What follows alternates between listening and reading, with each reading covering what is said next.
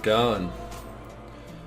It's NuttyChef again, and this is episode 15 on the Diamond Society server. Well, last episode we finally got our act together and got ourselves some villagers and got them into a breeder and got that working. And I'm happy to say that that's all working fine. So the breeder is functional. We've got quite a few villagers in there, about 20 or so. And this episode, I'm just starting out in the swamp here because I'm looking for slimes. Because we need a couple of slime balls. Oh my god, this guy's going to kill me. We need a couple of slime balls to make some sticky pistons. I don't have any slime balls, so now the Enderman's angry with me. Lucky I'm in the water. Yeah, we need a couple of slime balls. We only need like 2, so that should be more than enough to build this thing that I want to build today, which is like a sorting system. It'll pick up the villagers from the breeder and allow us to decide whether we want to keep them or not.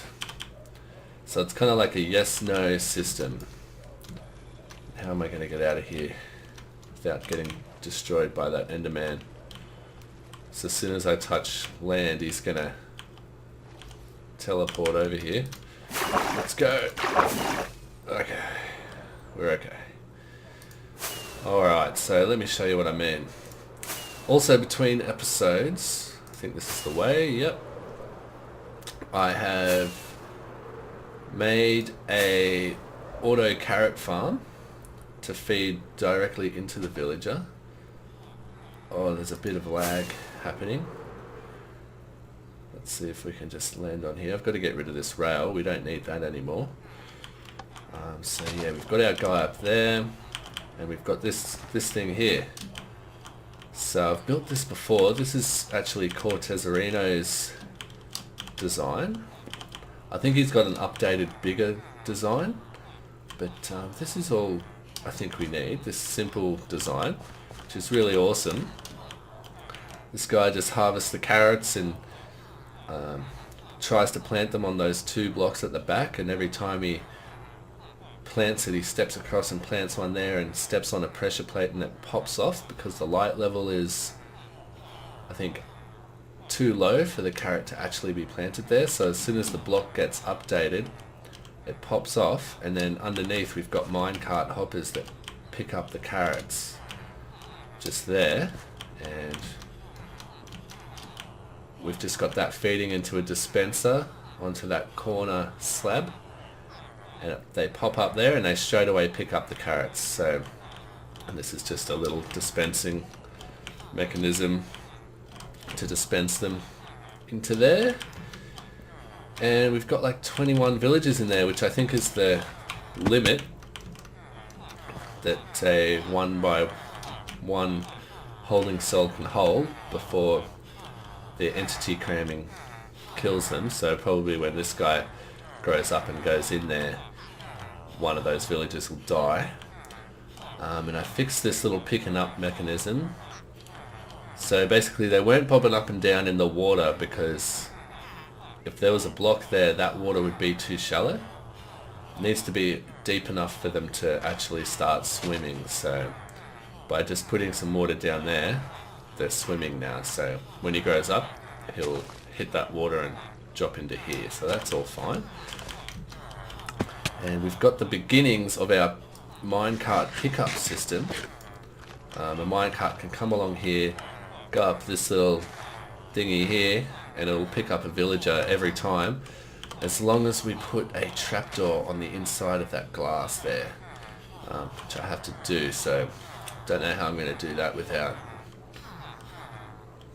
killing all those villagers, or I don't know. Either way, we can get started on this yes or no machine. So yeah, we've definitely got enough slime balls now. So I've made this before in my single player world, but it's pretty cool. So I'm going to make it again, and it's kind of uses rails and minecarts to pick them up and then put them in a cell, and you can look at them and say, like, do I want to keep him or do I want to not keep him? And you've got like a yes button and a no button, and all of the redstone and the rails sort it all out for you. So I'm gonna try and build that. The problem is the direction that you build it is important, because the rails, like the corners of the rails, will connect to different directions depending on which way you're facing. So in my test world, the first time I built it west, I think, and that worked fine. And then I built that in my single player world facing north, and that worked fine. But this time I want to build it facing west, so I'm gonna have to make, east. So I'm gonna have to make a couple of changes, but it should work out fine. So let's go over to the test world, and I'll show you it, and I'll show you how it all works. It's kind of complicated. Well, it's complicated for me. It might be easy for you guys, but yeah, I'll show you that, and then hopefully we can come back here and build it. Alrighty, so here we are in the test world, and this is the first one I built a while ago, and this one's facing west. So I thought I'd just build the whole thing again facing east, and make the changes that we need. So here it is again, and it's good that I built it again because it's kind of complicated, so I kind of got my head back around it and figured out how it all worked again, because it's been a while. So here we go. So basically here are our yes or no buttons. Let's get rid of that minecart in there. And is there any minecarts in there? No, but we'll put one in there. Actually, let's put a couple in there, just so we've got a couple of goes at this, so I can show you how it works. Because a few things are happening when you press both of these buttons. So when you press the yes button, a minecart will be dispensed from here. It'll go down this track, go straight over that corner, it'll pick up a villager, it'll come back around here, it'll hit that detector rail, which will change this track back to this way, and then it will go up here and land here, and you'll be able to see your villager in here and see whether you want to keep him or not. So when you press no, the villager will drop down, that block will get pulled back by a piston, the villager will drop down here, go up here, this redstone here will make that track change for a second so that it goes over this activator rail, and this piston will get activated so that a block comes out here, and the villager will get ejected onto that block, but then it gets pulled back again, and the villager will fall down onto the magma block, and then the minecart will come up here, turn off here, land on this track, go back around, pick up another villager, and the villager will end up here again. So when you press no, the minecart gets reused, so that's a cool feature, gets recycled. When you press yes, the villager will just drop down here, go straight up here, and it will turn left and go to wherever you want to take him. So that could be anywhere really. So let's give it a go. So we'll press yes, so we get a fresh minecart dispensed. Should go up, pick up a villager, and here we go. So we can say, no, I don't want that one. So we'll go up there, the villager will die, the minecart gets recycled, and we get a new villager. But obviously, when you press yes, and the villager goes off that way, he keeps his minecart. So that's why we have it so a new minecart gets dispensed when you press the yes button. So underneath these buttons, we've got this thing where if you press the yes button, this redstone gets activated, and when you press the no button, the redstone gets activated as well. Like the minecart still drops down, but this redstone doesn't get activated because only this block is only activated by this button. But when you press the yes button, this redstone doesn't get activated, which changes this track. So yeah, it's kind of a bit complicated, but yeah, as I build it, I'll explain it to you. It's kind of a bit fiddly with the track directions, and you've got to reverse some things. Like this version's a little bit different, but yeah, let's go build it in the survival world. Okay, so I put a trapdoor in there. I broke the sign up there so the water would just flow down, and then they all floated up to the top there, so I could put this trapdoor in. So now we've just got to, first let's replace the stone with glass again. I might do that just by breaking it by hand so I can quickly put the glass in before the water goes everywhere.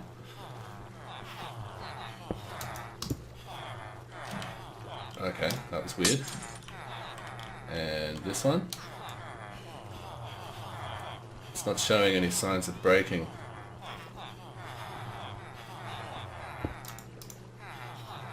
Okay, that's, yeah, a bit laggy, I think. And then this one we can just break, put the glass back. And I was thinking if you put a ladder in there, like it stops the entity cramming. I'm not sure if there's a special way that you've got to put it, but I thought while we're here and we're doing this, we could give that a go. So let's just...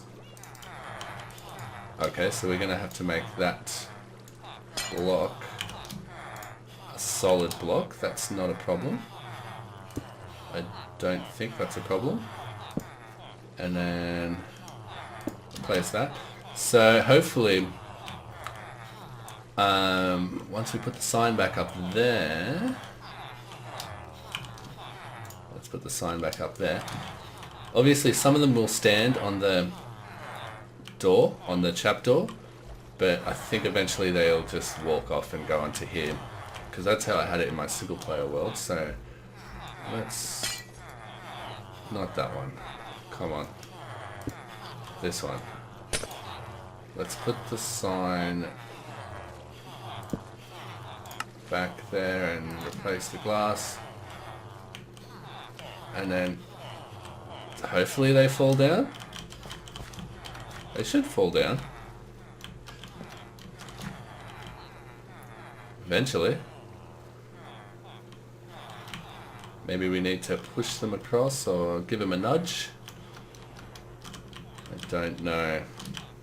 Let's just leave it for a bit, and if they don't fall down, then we'll have to think of something else. But for now, that'll do. So I've gone ahead and gotten everything we're going to need, I'm pretty sure, in this chest. So we can start building this thing. And yeah, so where to begin? I've got a picture of it on my phone in front of me, so let's just get some of these rails, this redstone. We can probably start like that. So let's come up here and have a look at this. So we want it to be, we don't need that or that, and that's going to be normal.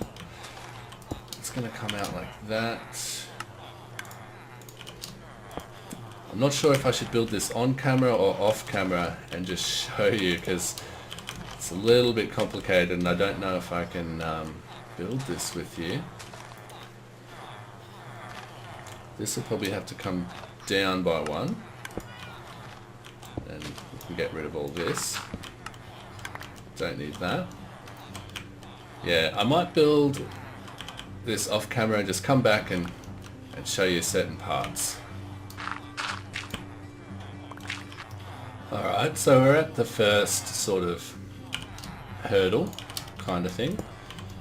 So basically we've just built this loop that the minecart's going to use to pick up the villagers, and then down this way is where it's going to go to the yes or no buttons. And just underneath this minecart,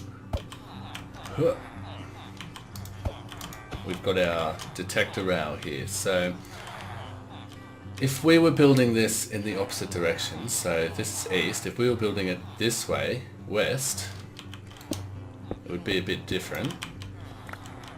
So we've got our detector rail here, comes under here, so we've inverted it once and then we've inverted it again on the corner. If we were facing the other way, you'd only have to put one redstone torch and invert it once, but we've inverted it back to its original thing. And you might be thinking, why not just put the detector rail there?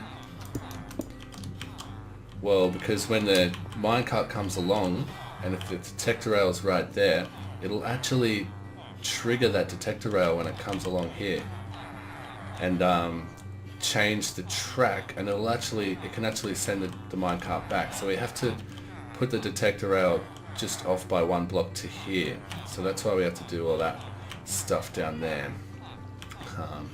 So it makes it a bit more complicated, but that's the first hurdle out of the way.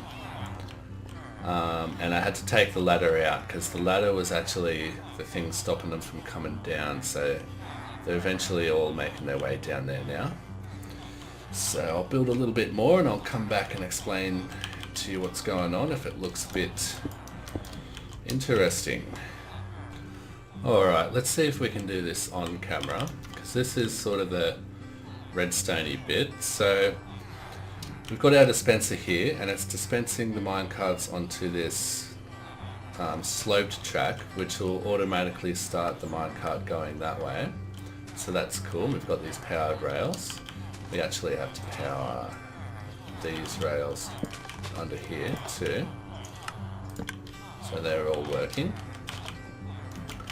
And we need to power this dispenser, and then when the minecart comes up here, it's going to drop the villager off here. So this will be where the villager will be standing. Then we've got this piston here, which is going to collect this block and pull it back, allowing the villager to drop down onto another rail and then go to the yes or no pile from there. So when we press the button, we want this piston to be activated basically. So the way we're going to do that is with this torch. So by default it'll be pushed out so the villager has somewhere to land, and then when we push the button we want it to be unpowered. So let's get a couple of blocks up here like this. Alright, so we want to deactivate that torch. So basically, actually we'll remove that and we'll get a couple of blocks out like this. So this is where we're going to have our redstone dust and a repeater. So we'll have our repeater in the middle here, redstone dust here, redstone dust here, and on top of those two bits of redstone dust is where our buttons are going to go. So let's get our buttons. I know I've got a couple made specially for the occasion. So I'll put one here and one here. So that's the no button and that's the yes button. So now when we press the yes button, the piston will be retracted, and when we press the no button it will also be retracted. But when we press the yes button we don't get a signal out of the no button redstone here because of the repeater. So that's what we want. So, but when we press the yes button we also want to activate this dispenser. So the way we're going to do that is we're going to need a couple of slabs, so let's just make a few. So we're going to come up here and we'll put a slab on top of there, and actually we'll put a slab there, I think, actually there. Okay, so we're using a slab here so that this redstone torch doesn't activate the redstone that we put on top of it, right? And then we're also going to want a block right here, so right there, and a torch right here. So when we push the button on the back of that block, this torch will go off and turn off this redstone. We've got a block here, and we can't use redstone dust here. We have to use a repeater so it doesn't power that piston, right? And that's going to go into a monostable circuit right here. So if you don't know what that is, it's basically going to turn the signal into a short pulse, which we can use to power the dispenser. So right now it's off, but when we press the button, did you hear that click? It got activated for a short second after we pressed that button. So let's press it again. Go over here. Yeah, it got activated. So two things happen when we press this button. The piston retracts, and at the end of the pulse, a minecart will get dispensed. So that's the yes button basically done. Now we have to worry about the no button. And for that, I'm going to have to dig under here, which actually goes down to where our creeper farm is. So I'm going to have to put some extra flooring underneath here. So I'll be back in a sec after I've done that and put a little bit of track in. Okay, so it turned out that I didn't have to dig down. The track just goes here on this level. So this is the block that gets pulled back by our piston, and the villager will be up there. When it gets pulled back, it'll land on here, which is powered, and it will straight away come up this way to here. And this is our corner block. So this is where the yes villagers will go. They'll come out this way. That should turn into a corner and come this way. And our no villagers are going to go onto a magma block. So we could take them somewhere else in the future, somewhere more interesting, but for now I think we're just going to make them go onto a magma block. So this is our activator rail, which is going to eject them down onto the magma block, which I actually have, so let's put that in. Come around here, right here.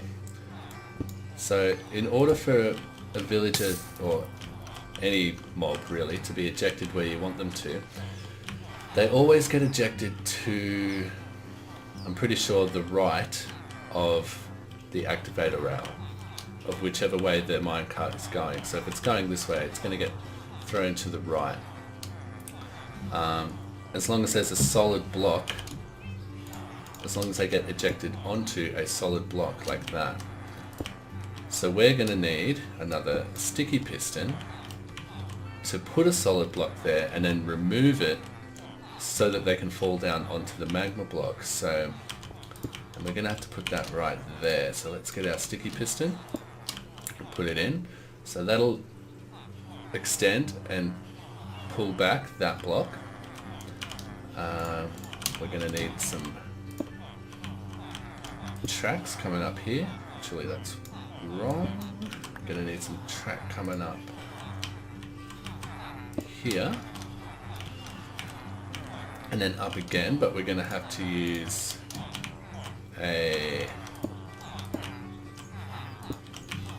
slab for that so that our villagers don't hit their heads when they're coming underneath there.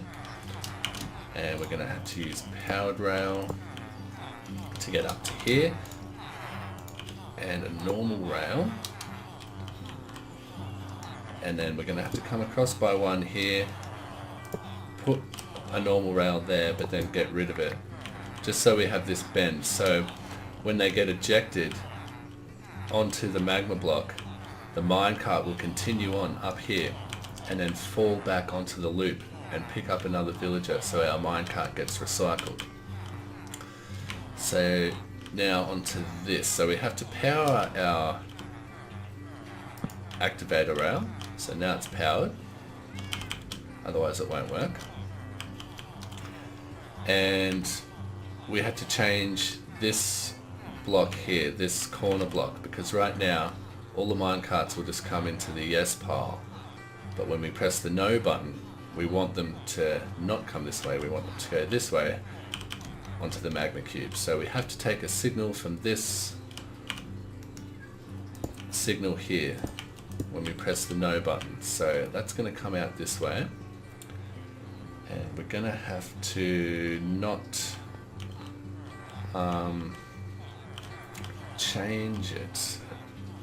So we need another torch to put underneath that corner block, and we're going to have to dig down. So we are going to have to dig down here to change that. Let's just come across like this. Let's get down here and just put some blocks in so that we can change that. We can leave that like that. By the way, this is the creeper farm.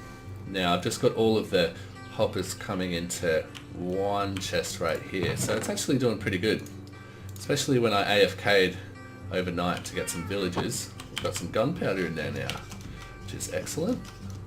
It's working quite nicely. So we can probably just fill all this in and have our redstone coming across like this, down like this into that. So when we press it, it should change. Let's just get up a bit higher so we can see.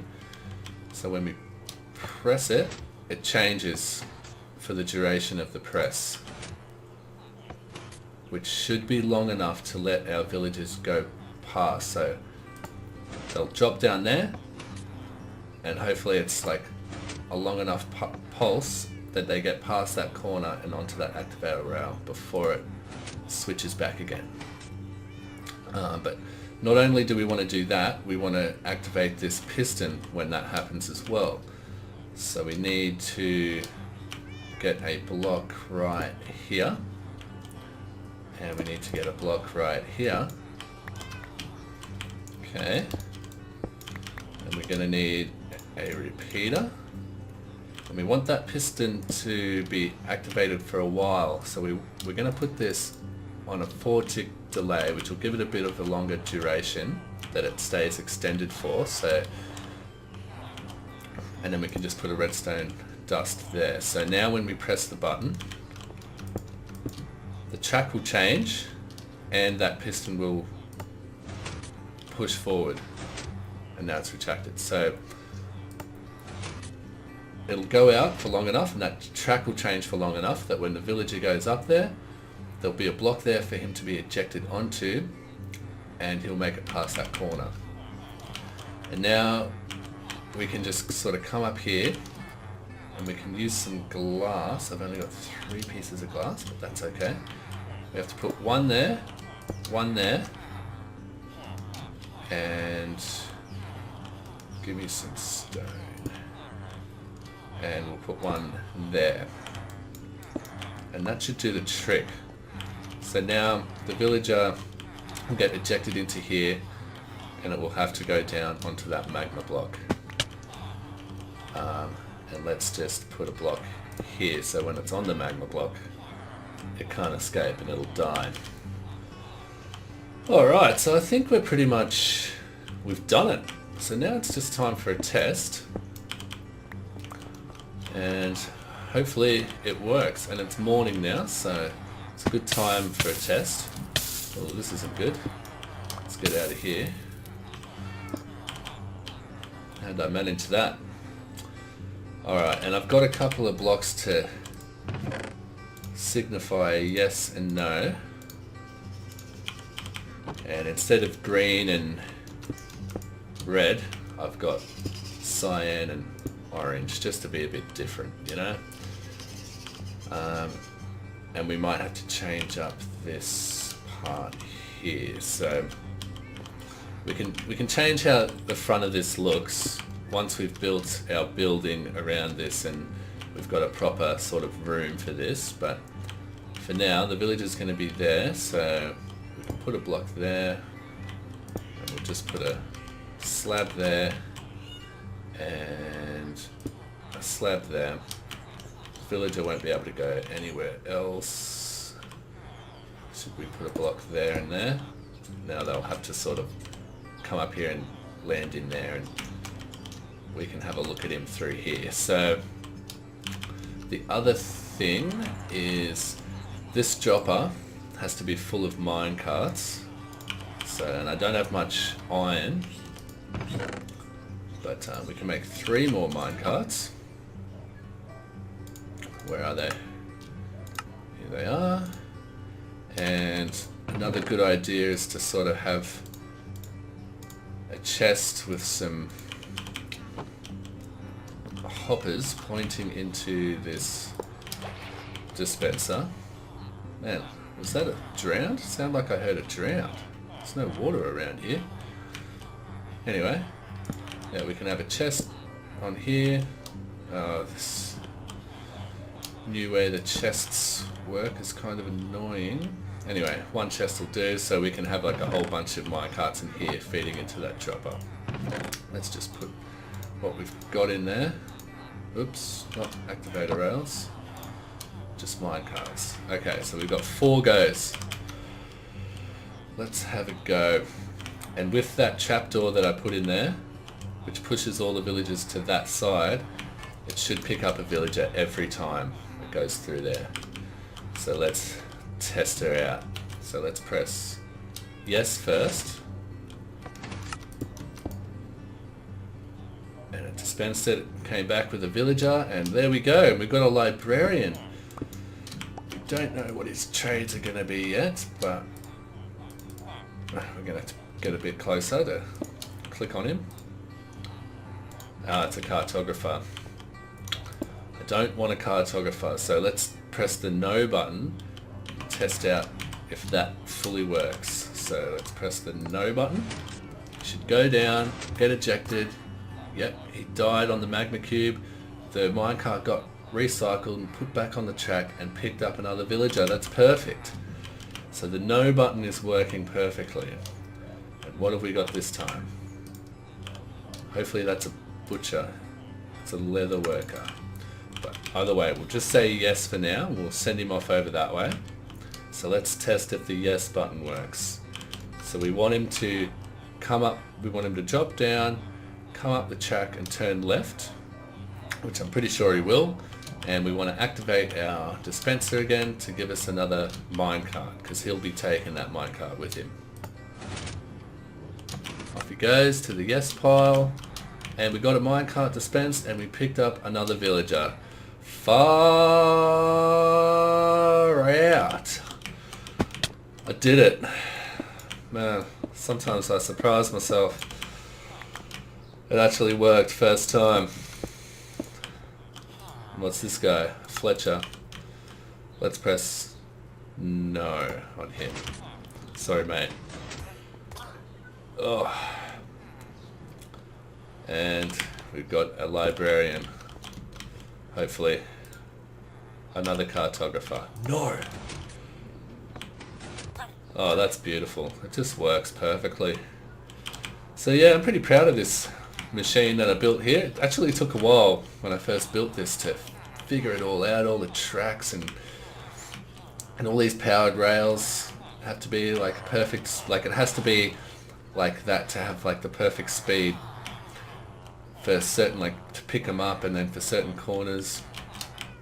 So if you don't build it exactly like this, like where the powered rails are and facing in the right direction, don't be surprised if it doesn't work, because